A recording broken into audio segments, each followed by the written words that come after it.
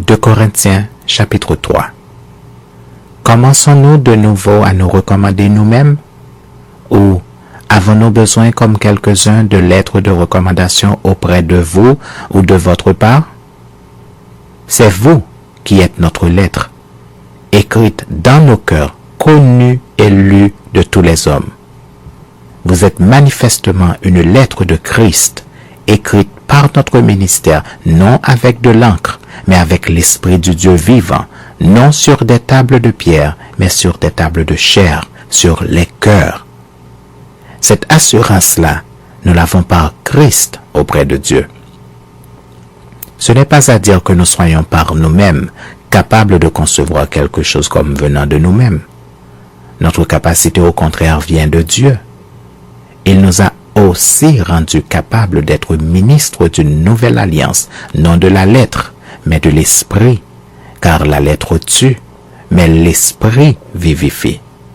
Or, si le ministère de la mort, gravé avec des lettres sur des pierres, a été glorieux, au point que les fils d'Israël ne pouvaient fixer les regards sur le visage de Moïse, à cause de la gloire de son visage, bien que cette gloire fût passagère, combien le ministère de l'Esprit ne sera-t-il pas plus glorieux?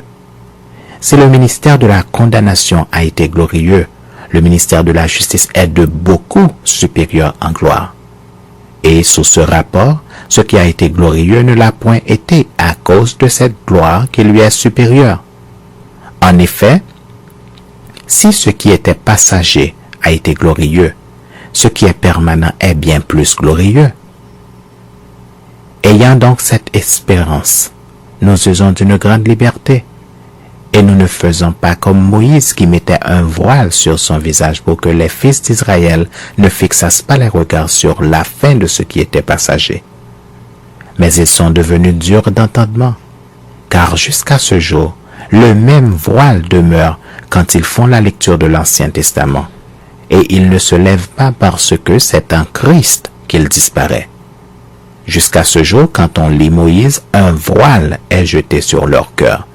Mais lorsque les cœurs se convertissent au Seigneur, le voile est ôté.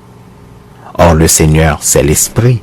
Et là où est l'Esprit du Seigneur, là est la liberté.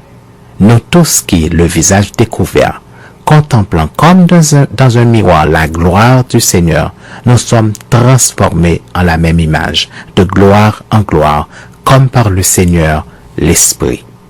L'Esprit